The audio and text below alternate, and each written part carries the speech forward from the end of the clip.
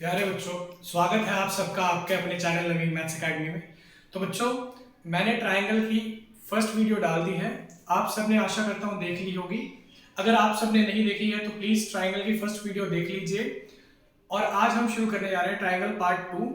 इस वीडियो में हमने जो भी पिछली वीडियो में सीखा था उसके आगे हम अब सीखेंगे, ठीक है। तो बच्चों, फर्स्ट वीडियो में मैंने टाइप्स ऑफ ट्रायंगल सिखाया था कि कितने प्रकार के ट्रायंगल्स होते हैं। अगर हम बात करें ट्रायंगल्स की, तो मैंने बताया था तीन तरह के एंगल्स के बेसिस पे और साइड के बेसिस पे भी तीन तरह के, ठीक है। तो मैंने बताया था कि आपको एंगल्स के बेसिस पे acute angle triangle, obtuse angle triangle, right angle triangle, और साइड के बेसिस पे बताया था मैंने आपको स्केलेन ट्रायंगल, आइसोसेलेस ट्रायंगल और इक्विलेटरल ट्रायंगल, ठीक है बच्चों। तो आज हम इसके आगे कंटिन्यू करेंगे। और इसी के साथ आपको मैंने उस वीडियो में ट्रायंगल को बनाने के लिए क्या रिक्वायर्ड कंडीशन होती है, क्या हम किसी भी साइड की साइड लेकर के ट्रायंगल बना सकते हैं, तो ऐसा बिल्कुल भी नहीं है। उसको बनाने के लिए मैंने आपको कंडीशन बताई थी कि ट्रायंगल बनाने के लिए एक कंडीशन है, वो कंडीशन हमेशा सेटिस्फाई होनी चाहिए, तभी ट्रायंगल बनाना पॉसिबल है। तो अगर आपने उस वीडियो को नहीं देखा तो प्लीज उस वीडियो को देख लीजिए। उस वीडियो का लिंक डिस्क्रिप्शन में और आई बटन में दिया हुआ है, ठीक है बच्चों। तो चलिए शुरू करते हैं। आज हम डिस्कस करने जा रहे हैं प्रॉपर्टीज ऑफ ट्रायंगल। ट्रायंगल की जितनी भी प्रॉपर्टीज हैं वो सभी हम डिस्कस करेंगे। लेकिन उससे पहले मैं आपको एक चीज और बताना चाहता हूं। अगर हमें कोई भी ट्रायंगल दिया है, मान लो बच्चों कोई भी ट्रायंगल, और उस ट्रायंगल को अगर हम साइड के बेसिस पे आइडेंटिफाई करना चाहें, सिर्फ हमें साइड्स दी हुई है और हम आइडेंटिफाई करना चाहें कि वो एक्यूट एंगल ट्रायंगल है या ऑब्ट्यूज एंगल ट्रायंगल है या राइट एंगल ट्रायंगल है, तो कैसे आइडेंटिफाई करेंगे। तो बच्चों चलिए समझते हैं। मान लीजिए एक ये ट्रायंगल है जिसकी एक साइड 3, एक साइड 4 और एक साइड 5। मान लीजिए थोड़ी देर के लिए ये वाली साइड 5 और ये वाली साइड 4 है, ठीक है। अब मैं कैसे इस सिर्फ साइड के बेसिस पे पता लगा सकता हूं कि ये ट्रायंगल एक्यूट एंगल ट्रायंगल है, ऑब्ट्यूज एंगल ट्रायंगल है, या फिर ये राइट एंगल ट्रायंगल है। तो आपने एक पाइथागोरस थ्योरम पढ़ी। Pythagoras theorem right angle triangle में हम लगाते हैं। राइट एंगल ट्रायंगल अगर हो तो हम पाइथागोरस थ्योरम लगा सकते हैं। पाइथागोरस थ्योरम क्या कहती है? हाइपोटेन्यूज का square is equals to perpendicular का स्क्वायर प्लस बेस का स्क्वायर। आपने पढ़ा था। इसी थ्योरम से हम इसी की मदद से हम पता लगा सकते हैं कि कोई भी ट्रायंगल इक्विलेटरल है, आइसोसेलेस है या राइट एंगल ट्रायंगल है। अगर मान लो अभी हमने एक ट्रायंगल लिया जिसकी साइड्स ये हैं, तो मान लीजिए थोड़ी देर के लिए जो सबसे बड़ी साइड है उसको हमें एज अ हाइपोटेन्यूज ट्रीट करना पड़ेगा, और जो दो छोटी साइड्स हैं उनमें से आप किसी को भी परपेंडिकुलर और किसी को भी बेस मान सकते हैं, इससे कोई फर्क नहीं पड़ता। तो मान लीजिए इस क्वेश्चन के लिए हमारा हाइपोटेन्यूज कितना है? 5, परपेंडिकुलर मान लिया हमने 3 और बेस मान लिया हमने 4। तो अगर हम इसका पाइथागोरस थ्योरम लगाएं तो 5 का स्क्वायर, 3 का स्क्वायर जमा 4 का स्क्वायर, 3 का स्क्वायर किया हमने कितना आ गया बच्चों? 9, 4 का स्क्वायर किया हमने 16, 5 का स्क्वायर किया 25, ठीक है।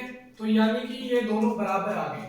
अगर ये दोनों बराबर आ जाते हैं तो इसका मतलब क्या है? ये राइट एंगल ट्रायंगल है। क्या है ये?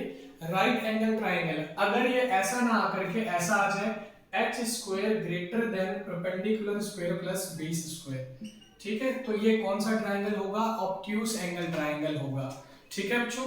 अगर ऐसा ना आकर के ऐसा आ जाए, H square is less than perpendicular square plus base square, तो ऐसी सिचुएशन में कौन सा ट्रायंगल होगा? ये एक्यूट एंगल ट्रायंगल होगा, ठीक है। तो ये राइट एंगल ट्रायंगल है, जिसे हिंदी में हम समकोण त्रिभुज कहते हैं। ये ऑब्ट्यूज एंगल ट्रायंगल होगा। ऑब्ट्यूज एंगल ट्रायंगल, इसको हिंदी में हम अधिक कोण त्रिभुज कहते हैं। और ये एक्यूट एंगल ट्रायंगल होगा, इसे हिंदी में हम न्यून कोण त्रिभुज कहते हैं, ठीक है बच्चों। चलिए बच्चों आगे समझते हैं। तो बच्चों अब हम डिस्कस करने जा रहे हैं प्रॉपर्टीज ऑफ ट्रायंगल। अब मैं स्पेशली कोई एक पर्टिकुलर टाइप ऑफ ट्रायंगल की बात नहीं कर रहा हूं, मैं उन प्रॉपर्टीज की बात कर रहा हूं जो हर टाइप के ट्रायंगल में फॉलो होती हैं, चाहे वो इक्विलेटरल हो, चाहे वो आइसोसेलेस हो, चाहे वो स्केलर हो, चाहे वो एक्यूट एंगल हो, चाहे वो ऑब्ट्यूज एंगल हो या राइट एंगल ट्रायंगल हो, ठीक है बच्चों। तो इन प्रॉपर्टीज को सभी ट्रायंगल में लगाया जा सकता है। तो सबसे पहली प्रॉपर्टी है सम। ट्रायंगल के 3 एंगल्स होते हैं और उनका सम 180 डिग्री होता है, ठीक है। तो मान लीजिए बच्चों एक ये ट्रायंगल है जिसके 3 एंगल्स हैं, ए बी सी, ठीक है, ठीक। अब हमने क्या पढ़ा हुआ है कि ट्राइंगल के तीन एंगल का सम 180 डिग्री होता है, मतलब angle A plus angle B plus angle C बराबर होता है 180 डिग्री। ठीक है बच्चों, तो ये 180 डिग्री के बराबर कैसे होता है, चलिए आज इसको समझते हैं। ठीक है, इसको बनाने के लिए, इसको साबित करने के लिए हमें क्या करना होगा, एक कंस्ट्रक्शन करनी होगी। हमें एक लाइन ड्रॉ करनी पड़ेगी जो कि पैरेलल होगी बीसी के। मान लो ये लाइन हमने ड्रॉ करी ईएफ। तो जब हम पैरेलल लाइन बनाते हैं तो क्या बनते हैं बच्चों, अल्टरनेट एंगल्स बनते हैं। तो आप कह सकते हो ये वाला एंगल इस वाले एंगल के बराबर होगा और ये वाला एंगल इस वाले एंगल के बराबर होगा। तो अगर मैं इन एंगल्स को नाम दे दूं, ये एंगल 1, ये एंगल 2, ये एंगल 3, ये एंगल 4 और ये एंगल 5, तो आप क्या कह पाओगे, एंगल 1, 2 और 5 का सम 180 डिग्री होगा। इस बात से आप एग्री करते हैं कि एंगल 1, एंगल 4 और एंगल 5 का जो सम है वो 180 डिग्री होगा। क्यों? क्योंकि ये मिलकर क्या बना रहे हैं, लीनियर पेयर। एक लाइन के ऊपर बनने वाले सभी एंगल्स का सम कितना होता है, 180 डिग्री होता है। तो हम क्या कह सकते हैं कि ये कैसे क्यों हुआ, क्योंकि लीनियर पेयर बना रहे हैं। और आप बताओ मुझे कि एंगल 4 एंगल 2 के बराबर है, तो एंगल 4 की जगह मैं क्या रख सकता हूँ, एंगल 2 रख सकता हूँ। और एंगल 3 एंगल 5 के बराबर है, तो एंगल 3 की जगह 5 की जगह एंगल 3 रख सकता हूँ। तो आपने देखा कि angle 1 plus angle 2 plus angle 3 यानी कि किसी भी ट्राइंगल के तीनों angle, angle A, angle B और एंगल सी का हम क्या कह सकते हैं बच्चों, सम कितना होगा, 180 डिग्री होगा। ठीक है, चलिए बच्चों अब हम नेक्स्ट प्रॉपर्टी की तरफ बढ़ते हैं।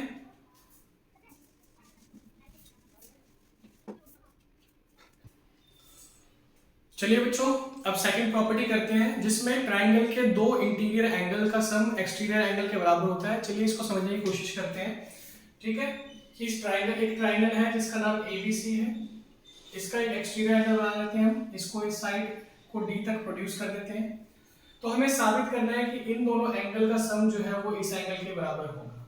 ठीक है, आपको एंगल सम प्रॉपर्टी पढ़ाई थी जिसमें आपको बताया था एंगल ए, एंगल बी और एंगल सी का सम 180 डिग्री होता है। अभी इसको हमने साबित किया था कि ट्राइंगल के तीन एंगल का सम 180 डिग्री होता है।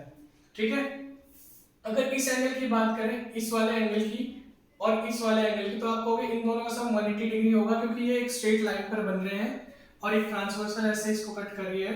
तो क्या कह सकते हैं, ये दोनों मिलकर क्या बना रहे हैं, लीनियर पेयर। तो हम कह सकते हैं कि इन दोनों एंगल का सम भी कितना होगा, 180 डिग्री होगा। तो आप कह सकते हो ए सी बी और एंगल ए सी डी का सम कितना होगा, 180 डिग्री होगा। अब आप क्या देख पा रहे हो कि ये दोनों ही इक्वेशंस 180 डिग्री के बराबर हैं।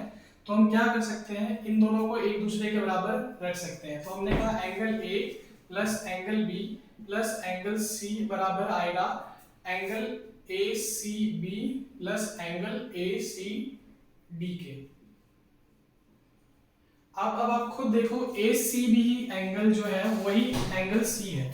तो इधर भी एंगल सी और इधर भी एंगल सी, तो ये दोनों कट गए। तो क्या बच गया, angle A plus angle B is equals to angle A C D. मतलब हमने साबित कर दिया कि किसी भी ट्राइंगल में फारदेस्ट रिमोट इंटीरियर एंगल्स का सम जो है वो एक्सटीरियर एंगल के बराबर होता है। ठीक है,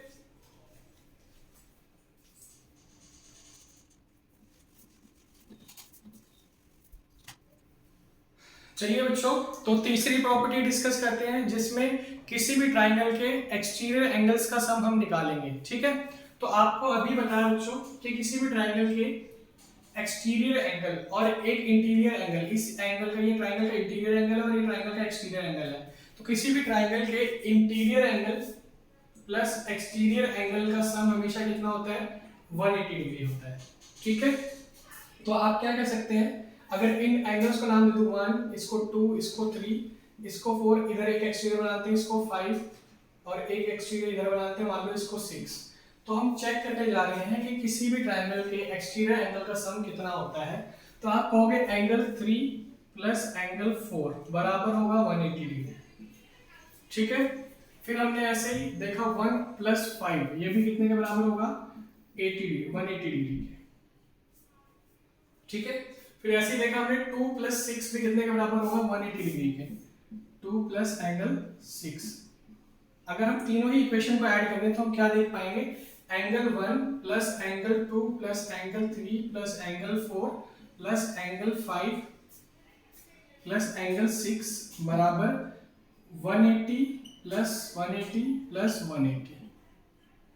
और आपको अभी थोड़ी देर पहले बताया था मैंने कि ट्राइंगल के 3 एंगल का सम कितना होता है, 180 डिग्री होता है। एंगल 1, एंगल 2 और एंगल 3 कितने के बराबर होगा, 180 डिग्री के।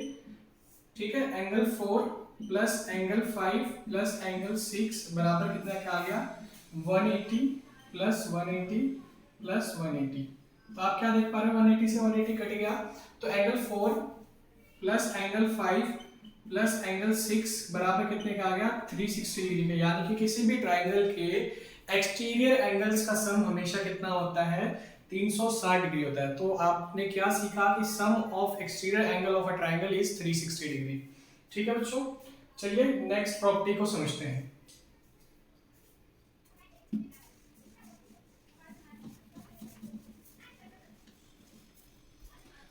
अब बच्चों मीडियन क्या होती है हम ये समझने जा रहे हैं। किसी भी ट्राइंगल की मीडियन किसे कहेंगे, ठीक है। मान लो एक ये ट्राइंगल है, ठीक, और किसी भी एक वर्टेक्स से, ट्राइंगल के किसी भी एक वर्टेक्स से, वर्टेक्स क्या होता है बच्चों, जहां पे ट्राइंगल की दो साइड्स जिस पॉइंट पे मीट करती हैं उसे वर्टेक्स बोलते हैं। तो एक वर्टेक्स ये हो गया, एक वर्टेक्स ये हो गया और एक वर्टेक्स ये हो गया।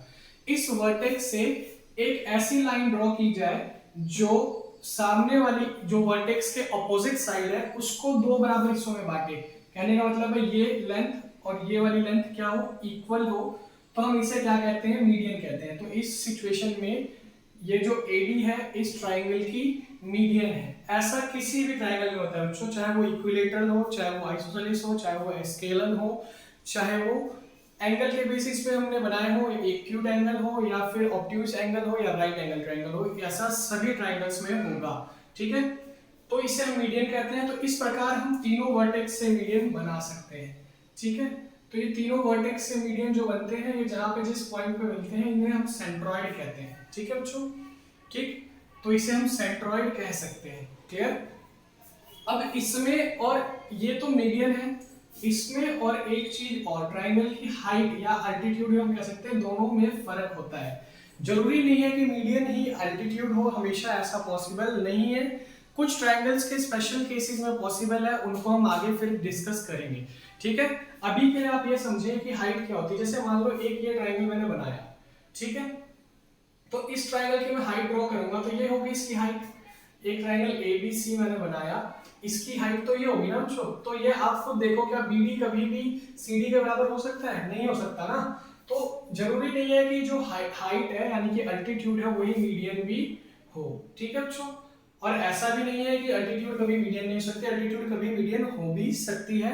वो इक्विलेटरल और आइसोसेलेस ट्राइंगल में ही पॉसिबल है। ठीक है बच्चों, अगर हम इसकी मीडियन बनाए तो इसकी मीडियन कुछ ऐसे जाएगी और ये मीडियन होगी। अगर मान लो इस पॉइंट को मैं E नाम दे दूं तो आप कह सकते हो BE बराबर होगा CE के। ठीक है, ये मीडियन है। तो मीडियन और हाइट दोनों में फर्क है। ऐसे ट्राइंगल की अल्टीट्यूड्स यानी कि हाइट्स जिस पॉइंट पे इंटरसेक्ट करती हैं उसे हम सरकम सेंटर कहते हैं। क्या कहते हैं बच्चों, सरकम सेंटर। ठीक है, तो ये इस ट्राइंगल का सरकम सेंटर है। क्लियर बात। ठीक है, तो बच्चों आशा करता हूँ आपको मीडियन और अल्टीट्यूड में डिफरेंस समझ में आ गया होगा। और मीडियन के इंटरसेक्शन पॉइंट को क्या कहते हैं, सेंट्रॉइड, और अल्टीट्यूड्स के इंटरसेक्शन पॉइंट को क्या कहते हैं बच्चों, सरकम सेंटर। ठीक है, तो चलिए बच्चों आज के लिए इतना ही। ऐसी और वीडियोस देखने के लिए हमारे चैनल के साथ बने रहें। अगर आपने हमारे चैनल को सब्सक्राइब नहीं किया तो प्लीज सब्सक्राइब कर दें, और सब्सक्राइब करने के बाद बेल आइकन जरूर दबाएं, क्योंकि अगर आपने बेल आइकन नहीं दबाया तो हम जब भी वीडियो अपलोड करेंगे तो आपके पास उसका नोटिफिकेशन नहीं आएगा। तो इसलिए आपको समय पर हर वीडियो का नोटिफिकेशन मिले, इसलिए बेल आइकन जरूर दबाएं। वीडियो पसंद आया हो तो लाइक करें, शेयर करें और कमेंट करें। धन्यवाद।